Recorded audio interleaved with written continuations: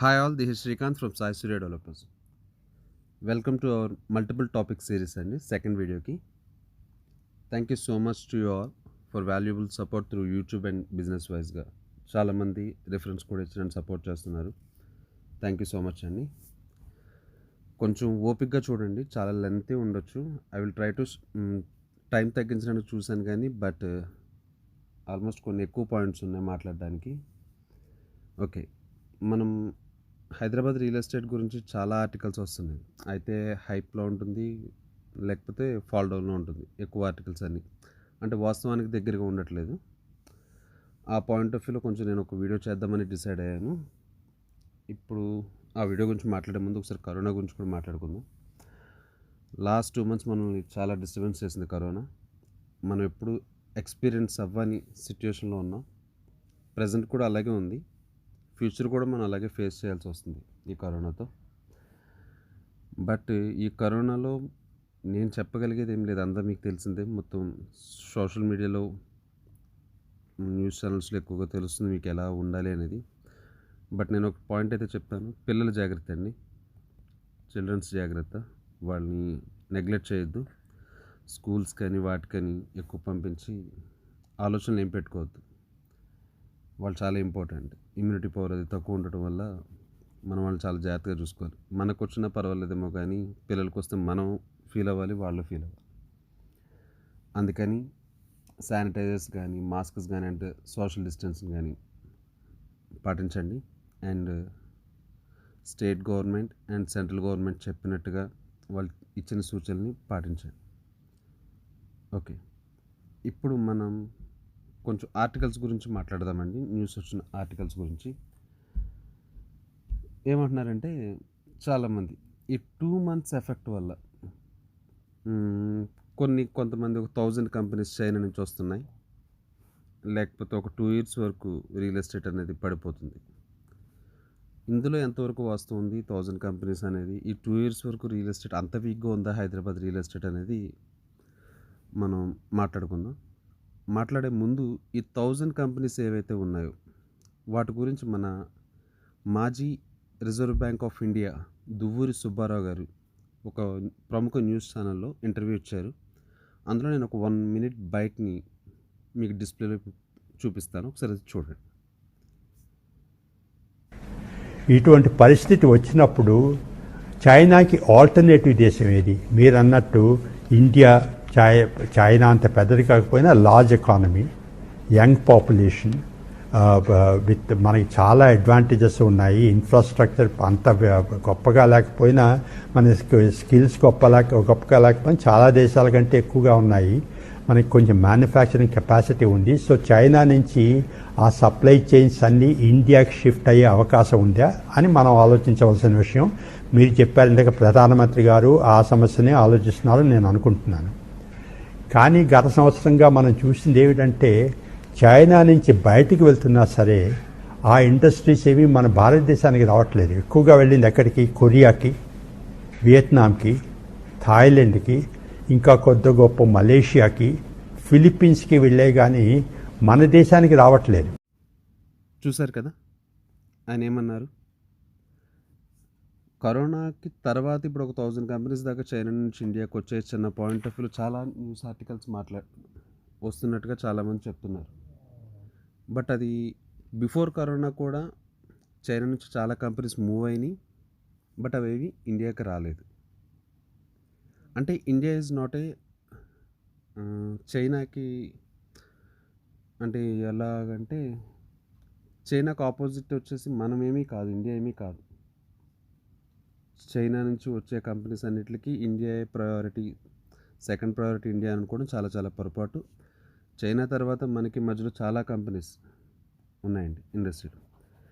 And that ఒక 1000 companies China నుంచి move అవడం అనేది అంత ఈజీ కాదండి. ఏదో ఇల్లు మార్చేసుకున్నంత ఈజీ కాదు. మనం ఒక ఇంటి నుంచి ఇంకో ఇంటికి మారడం అనే కాన్సెప్ట్ ఏదైతే ఉంటుందో అంత ఈజీ కాదండి.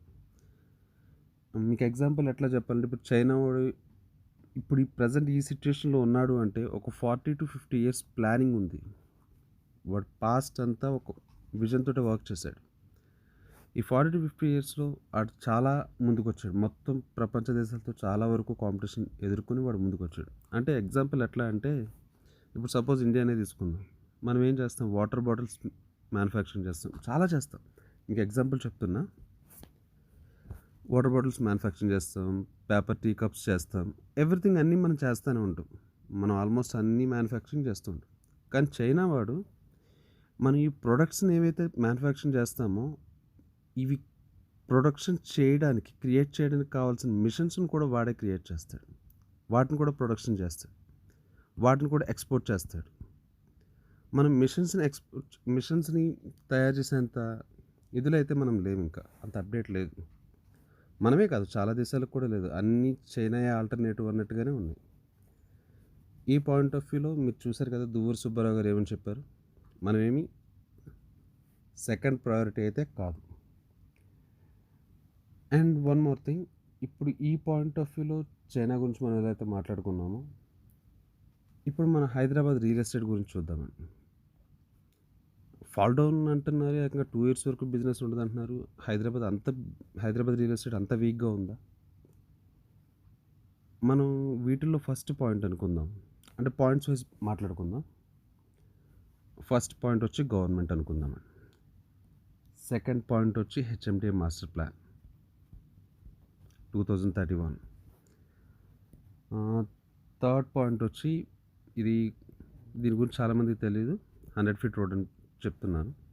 మళ్ళీ మీకు ఎక్స్ప్లెయిన్ చేస్తాను ప్రతిదీ. Well infrastructure.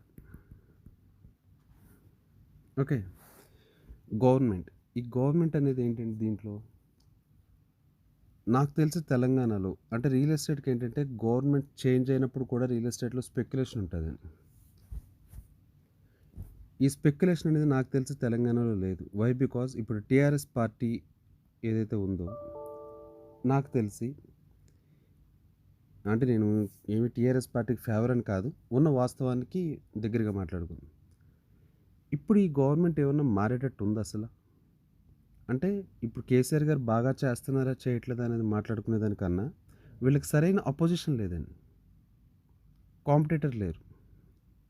కాంపిటేటర్ లేనప్పుడు నాకు తెలిసి, నేను అనుకున్న అనాలిసిస్ ప్రకారం మేబీ నెక్స్ట్ 2 టైమ్స్ కూడా టీఆర్ఎస్ రావచ్చు.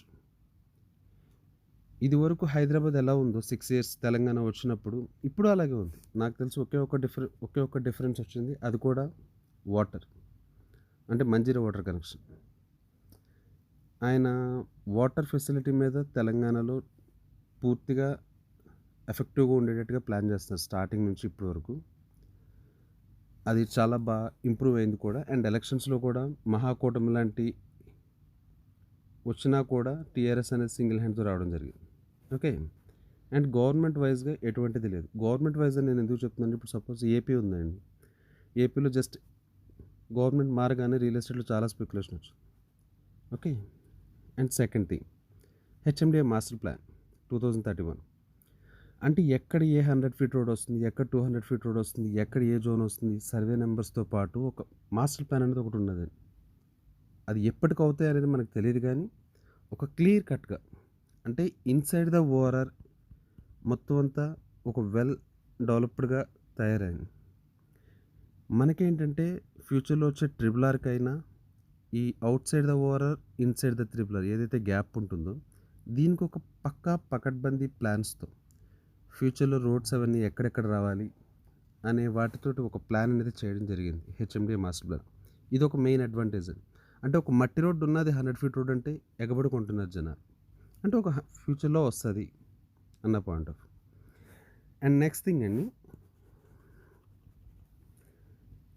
100 ఫీట్ రోడ్ అని చెప్పాను కదండి. లాస్ట్ మేబీ ఒక 10 months నుంచి 1 year వరకు మీకు చాలామందికి తెలియదు. ఆ పాయింట్ ఏంటంటే, ఎక్కడ పడితే అక్కడ వెంచర్లు వేస్తారు ఇష్టం వచ్చినట్టు. అంటే మాలాంటి కంపెనీసే, చాలా కంపెనీస్ పుట్టగొడుగులా పుట్టి ఈజీగా ఎల్పీ నెంబర్స్ తెచ్చుకోవడం స్టార్ట్ చేశారు. రిజిస్ట్రేషన్లు అన్నీ అవుతున్నాయి, బాగానే ఉంది. హెచ్ఎండిఏ వాళ్ళు ఇది ఇంకా నాట్ అఫీషియల్ అండి, అన్అఫీషియల్గానే జరుగుతుంది. బట్ చాలామంది ఇబ్బందులు పడ్డారు కూడా, అంటే చిన్న చిన్న కంపెనీస్ కానీ. ఏంటంటే, ఇప్పుడు ఎల్పీ నెంబర్స్ రావాలంటే minimum 100 feet road approach road ఉండాలి. 100 ఫీట్ రోడ్ అప్రోచ్ రోడ్ ఉండాలి, ఉంటేనే వస్తుంది. అంటే ఎక్కడో లోపలికి వెళ్ళి వెంచర్లు ఒక 40 ఫీట్ రోడ్లో ఉన్న రోడ్లో వెంచర్ వేద్దామంటే ఇప్పుడు కుదరదండి. ఈవెన్ ఇప్పుడు కరోనా టైంలో కూడా పాతవి ఏవైతే పెండింగ్లో ఉన్నాయో 40 ఫీట్ రోడ్లో ఎల్పీ నెంబర్స్ తెచ్చుకుందాం అన్న పాయింట్ ఆఫ్ వ్యూ ఏవైతే కంపెనీస్ ఇంట్రెస్ట్ చూపించినాయో స్టార్ట్ చేద్దాం అనుకున్నాయో వాళ్ళకు కూడా స్టిల్ ఇవ్వట్లేదు ఇంత టఫ్ టైంలో కూడా. అర్థమైందని దీని ద్వారా ఏమవుతుంది, ఈ 100 ఫీట్ రోడ్ ఉంటేనే ఎల్పీ నెంబర్స్ ఇస్తే దీనివల్ల ఏమవుతుందంటే మీకు ఏపీ వల్ల చాలామంది తెలంగాణలోకి ఇన్వెస్ట్ చేయడానికి వస్తున్నారు హైదరాబాద్లో. ఇప్పుడు మనం హైదరాబాద్లో ఉంటూ చెన్నైలో ఇన్వెస్ట్ చేయం. అదే కనుక సపోజ్ ఏపీలో బాగుంటే మళ్ళీ ఏపీకి వెళ్ళి ఇన్వెస్ట్ చేస్తాం. ఈ 100 ఫీట్ రోడ్ వల్ల ఏమవుతుందంటే డిమాండ్ ఆల్రెడీ పెరిగిపోయింది, డిమాండ్ చాలా ఉంది హైదరాబాద్లో ల్యాండ్కి, సప్లై తగ్గిపోతుంది. సప్లై తగ్గిపోతుంది, డిమాండ్ ఏమో పెరుగుతుంది. డిమాండ్ పెరిగినప్పుడు సప్లై తగ్గినప్పుడు ఆటోమేటిక్గా ప్రైస్ అనేది హైలో ఉంటుంది. అర్థమైందని డిమాండ్ అంటే పబ్లిక్ ప్లాట్స్ కొనడానికి ఎక్కువ మంది వస్తున్నాడు, సప్లై అంటే ల్యాండ్. ఇప్పుడు ఎల్పీ నెంబర్స్ రావు, 100 ఫీట్ రోడ్ ఉంటేనే కానీ ఎల్పీ నెంబర్లు ఎవరు. అప్రోచ్ రోడ్ 40 ఫీట్కి 50 ఫీట్ రోడ్స్కి అవి నాట్ అవైలబుల్, అంటే వెంచర్లు కూడా తగ్గిపోయింది. ఆటోమేటిక్గా సప్లై అనేది పడిపోతుంది, ప్రైస్ అనేది పెరుగుతుంది. ఇంత క్లారిటీగా ఉన్న మన హైదరాబాద్కి రియల్ ఎస్టేట్లో ఒక కరోనా వల్ల రియల్ ఎస్టేట్లో ప్రైసెస్ పడిపోతాయా? పడొచ్చండి. ఎప్పుడంటే ఒక్క హైదరాబాద్కి మాత్రమే ఎఫెక్ట్ అవుతాయి. ఇప్పుడు ప్రపంచం అంతా కరోనా ఉంది, నాట్ ఓన్లీ హైదరాబాద్. వరల్డ్ అంతా ఉన్నప్పుడు హైదరాబాద్కి ఎక్కడి నుంచి వచ్చింది? అర్థమైందండి. ప్రపంచం అంతా ఉన్నప్పుడు కరోనా హైదరాబాద్కి ఒకటే స్పెషల్గా ఏం రాలేదు కదా. హైదరాబాద్కి ఒకటే స్పెషల్గా ఏమన్నా లాస్ జరిగితే అప్పుడు ఏమన్నా రియల్ ఎస్టేట్లో ప్రైస్ ఫాల్ డౌన్ అవ్వచ్చు. అలా ఏం లేనప్పుడు ఇంకెక్కడి నుంచి పడుతుంది? అదేంటంటే ఇప్పుడు కొనేవాళ్ళు ఒకళ్ళు ఉంటారు, సలహాలు ఇచ్చేవాళ్ళు బోల్డ్ మంది ఉంటారు. బట్ ఆ సలహాలు ఇచ్చేవాళ్ళు కరెక్ట్గా ఇస్తున్నారా లేదా అనేది ఆలోచించాల్సిన పొజిషన్లో మీరు ఉండాలి. ఓకే, ఇప్పుడు నెక్స్ట్ అండి. ఇప్పుడు ఇదంతా కొంతమంది ఏమంటారంటే ఇప్పుడు రియల్ ఎస్టేట్ కాదు షేర్ మార్కెట్ బాగుంది అని అంటారు. షేర్ మార్కెట్ పడిపోయింది, షేర్ మార్కెట్లో ఇప్పుడు ఇన్వెస్ట్ చేస్తే కనుక మంచి రిటర్న్స్ అనేవి వస్తాయని చెప్పేసి అని చెప్తున్నారు చాలామంది. నాకు తెలిసి అనుకున్నది నేను చెప్తాను.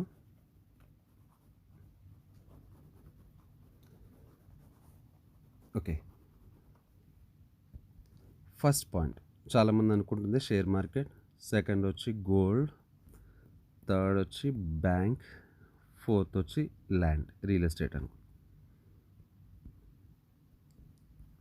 నేను మీకు కొంచెం లెంతీ అవుతుంది, కొంచెం సెల్ఫ్ ఎక్స్పీరియన్స్ కూడా ఉంది కాబట్టి చెప్తున్నాను. స్టాక్ మార్కెట్, షేర్ మార్కెట్ అంటారు కదా, అండ్ గోల్డ్ కూడా సేమ్ అండి, దీన్ని కమోడిటీస్ అంటారు, gold and oil something XYZ. Bank, land. Share market ఎలా ఉంటుంది అంటే ఒక రోజు ఇస్తుంది, రెండో రోజు ఇస్తుంది, మూడో రోజు ఇస్తుంది, నాలుగో రోజు మొత్తం పట్టుకెళ్ళిపోద్ది. 3 రోజులు ఇచ్చింది, ఒక నెల ఇస్తుంది, 2 నెలలు ఇస్తుంది, 3 నెలలు ఇస్తుంది, 4 నెలలు మొత్తం పట్టుకెళ్ళిపోద్ది. అలాగే ఒక సంవత్సరం ఇస్తుంది, 2 సంవత్సరాలు ఇస్తుంది, 3 సంవత్సరాలు ఇస్తుంది, 4వ సంవత్సరం మొత్తం ఈ 3 ఇయర్స్లో వచ్చిందంతా తీసుకెళ్ళిపోతుంది. అంటే అది వచ్చిన ఇన్కమ్ మనకేమి గ్యారంటీగా మన దగ్గర ఉండేది కాదండి. ఒక్కసారి మనం దానికి అలవాటు పడ్డామంటే ఇట్స్ వెరీ హై రిస్క్ అనమాట. మీకు ఇందులో నా సెల్ఫ్ ఎక్స్పీరియన్స్ కూడా చెప్తాను.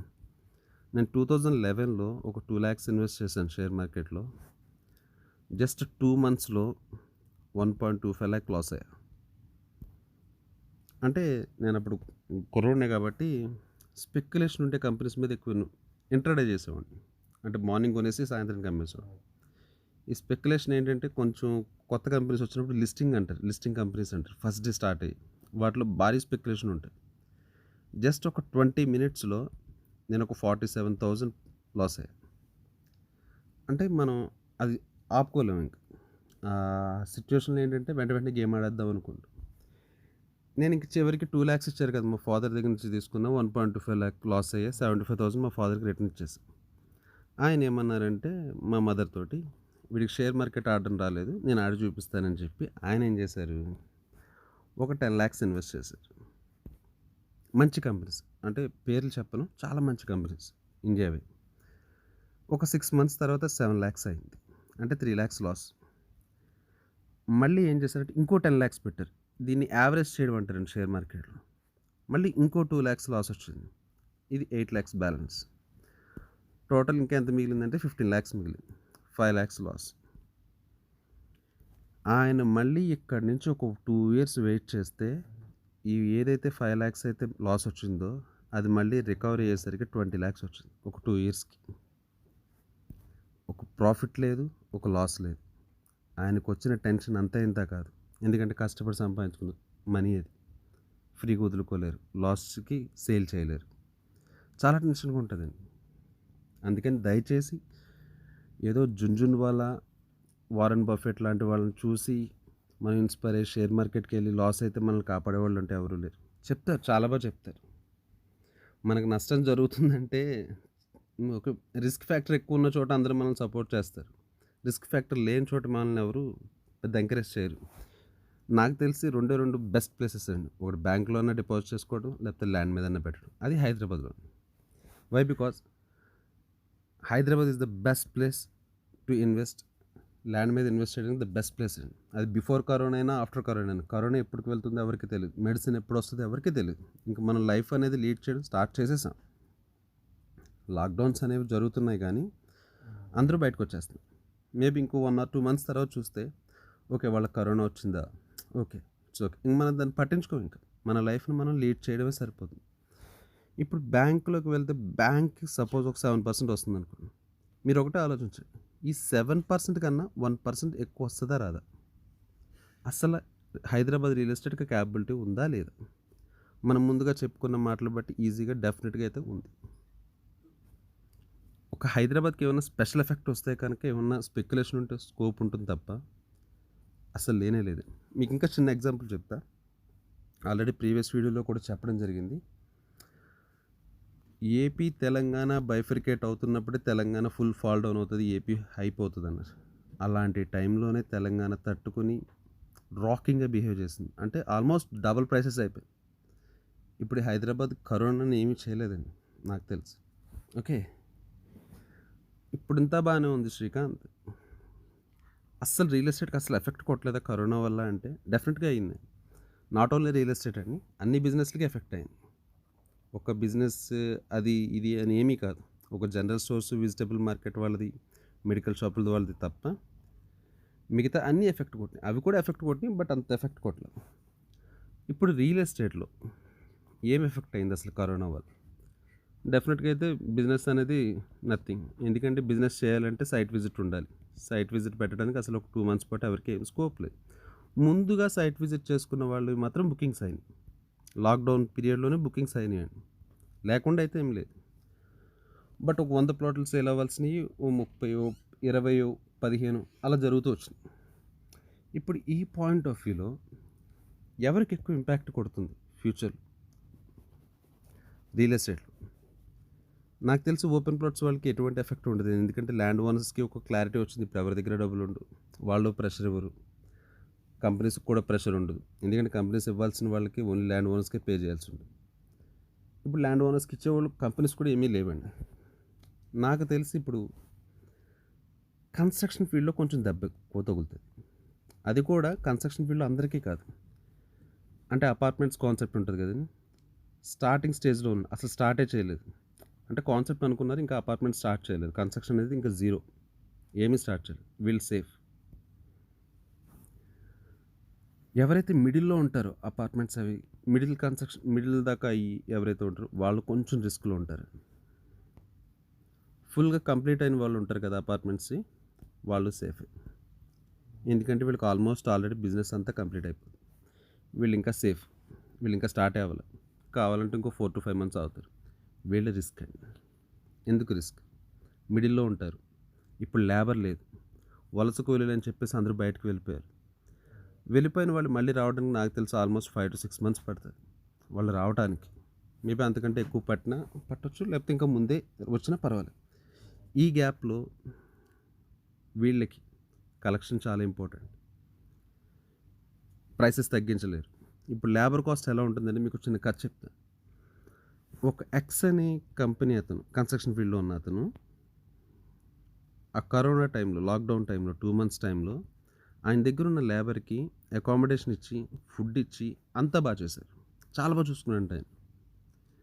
లాక్డౌన్ పీరియడ్ అయ్యాక కొంచెం సడలింపులు చేశాక కన్స్ట్రక్షన్ ఫీల్డ్ వాళ్ళకి ఇచ్చారండి, కొంచెం ముందుగా ఇచ్చారు. వాళ్ళకి ఇచ్చినప్పుడు ఆయన కొంచెం వర్క్ స్టార్ట్ చేద్దాం అనుకునే టైంలో ఆయన దగ్గర ఉన్న ఒక 100 మంది ఉంటే సుమారుగా ఒక 70 మందిని వేరే వాళ్ళు డైలీ లేబర్ 500 ఉంటే 800 ఇస్తామని చెప్పి తీసుకెళ్ళిపోయారు. వీళ్ళు వెళ్ళిపోయారు. ఈ 70 మందిని ఆయన చాలా మొత్తం 100 మందిని బాగా చూసుకున్నాడు. భోజనాలు పెట్టాడు, షెల్టర్ ఇచ్చాడు, అన్నీ ఇచ్చాడు. ఎప్పుడైతే లాక్డౌన్లో కొంచెం సడలింపు ఇచ్చారో కన్స్ట్రక్షన్ వాళ్ళకి ఈయన 500 ఇస్తాడు. ఎవరో వేరే వాళ్ళు వచ్చి ఒక 800, 1000 ఆఫర్ చేసేసరికి 100 మందిలో 70 మంది వెళ్ళిపోయారు. ఈయన దగ్గర ఉండలేదు. ఈయన ఎంత ఇబ్బంది పడతాడు ఇప్పుడు మళ్ళీ? రిస్క్లో మామూలు రిస్క్ ఉండదు. ప్రైసులు తగ్గించాలంటారు. ఇప్పుడు లేబర్ లేరు. ఇంట్రెస్ట్లో అయితే ఆల్రెడీ ఇన్వెస్ట్మెంట్ బయట నుంచి తెచ్చుకునే దానికి చాలా అంటే చాలా హెడేక్ ఉంటుంది. వీళ్ళకి ఉంటుంది తప్ప, అంతేగాని మొత్తం ఓపెన్ ప్లాట్స్ చేసే వాళ్ళందరికీ ఎఫెక్ట్ ఉంటుంది అని అనుకోవడం, కన్స్ట్రక్షన్ ఫీల్డ్లో ఉన్న వాళ్ళందరికీ ఉంటుంది అనుకోవడం కరెక్ట్ కాదండి. Okay. And one more thing, final point అండి. శ్రీకాంత్, ఇప్పుడు పబ్లిక్ దగ్గర కూడా మనీ ఉండదు కదా. మనీ ఉండదు కదా. ఈ 2 monthsలో చాలా ఇబ్బంది పడిపోయి ఉంటారు. ఈ టైంలో ఎవరు కొంటారు శ్రీకాంత్ అని కొంతమంది అడగచ్చు. నేను వాళ్ళకి చెప్పేది ఒకటేనండి, వెరీ సింపుల్ థియరీ. ఒక 2 months లాక్డౌన్లో ఉన్నాం. జాబ్స్కి వెళ్ళలేదు, బిజినెస్ లేదు, ఏమీ లేదు. నాకు తెలిసి మనం ఇంట్లోనే కూర్చున్నాను. ఈ ఇంట్లో కూర్చోవడం వల్ల మనకు మహా అయితే ఒక 50,000 టు ఒక 1 lakh ఖర్చులు అయినాయి అనుకుందాం. బాగా ఎంజాయ్ చేసేస్తే ఇంట్లో ఉండి కూడా. నాకు తెలిసి హైదరాబాద్ రియల్ ఎస్టేట్లో ప్లాట్ కొనాలంటే మినిమం 30 lakhs పెట్టాలండి. ఈ 30 lakhsలో ఈ 50 to 1 lakh, 50,000 to 1 lakh suppose ఇందులో నుంచి తీసారనుకుందాం, మైనస్ చేస్తే ఇంకా 29 ఉంటుంది. ఇప్పుడు జనాల దగ్గర మనీ లేనట్టే సార్. ఎవరు ఇబ్బంది పడతారు సార్? మిడిల్ క్లాస్ పీపుల్ వాళ్ళు చాలా ఇబ్బంది పడ్డారు ఈ కరోనా వల్ల. డబ్బు ఉన్న వాళ్ళు చాలా బాగున్నారు, సారీ, లేనోడు ఇంకా బాగున్నాడు. వాడికి ఎక్కడ కాలం నుంచి చాలా దారుల నుంచి మనీ వచ్చింది, చాలా దారుల నుంచి ఫుడ్ వచ్చింది. కానీ మిడిల్ క్లాస్ వాడు వెళ్ళి తీసుకోవాలంటే మొహమాట పడతారు. ఇలాంటి టైంలో ఇప్పుడు ల్యాండ్ కొనేవాళ్ళు ఒక 30 lakhs కొనేవాళ్ళు అంటే పర్వాలేదండి, అంత మనీ చూసుకునే వస్తారు. లేకపోతే 15 lakhs మనీ పెట్టుకుని 15 lakhs లోన్కి వెళ్దాం అనుకున్నాం. ఇప్పుడు ఇందులో మహా అయితే తగ్గేది ఎంత ఉంటుందండి? ఒక 1 lakh తగ్గుద్ది అంతే. 1 lakh పోనీ 2 lakhs అనుకోండి. ఇప్పుడు అందరూ జాబ్స్కి వెళ్ళిపోతారు, అందరూ బిజినెస్ స్టార్ట్ చేసుకుంటారు. ఇంకంతా రన్నింగ్లోనే ఉంటుంది మీకు. రన్నింగ్లో ఉన్నప్పుడు రియల్ ఎస్టేట్ పడడానికి అనేది, సేల్స్ తగ్గడానికి అనేది స్కోప్ అనేది ఉండదు. స్టిల్ ఇప్పటికీ ఒకటి చెప్తున్నాను సార్, దయచేసి షేర్ మార్కెట్ వద్దండి. It's very high risky. Bank or land is the best. Compare with banks, వాళ్ళు ఇచ్చే రేట్ ఆఫ్ ఇంట్రెస్ట్తో పోల్చుకుంటే Hyderabad real estate is the best. And మీకు చిన్న సలహా కూడా ఇస్తాను. కొన్ని కంపెనీస్, చాలా పెద్ద కంపెనీస్ అన్నమాట, ఏపీ ఎలక్షన్స్ అవ్వగానే వాటి బిజినెస్ అనేవి హైదరాబాద్లో 90% స్టాప్ చేసుకుంది. చాలా వరకు అంటే అక్కడ మొత్తం రివర్స్ అయిపోయాయి అనుకున్న దానికన్నా.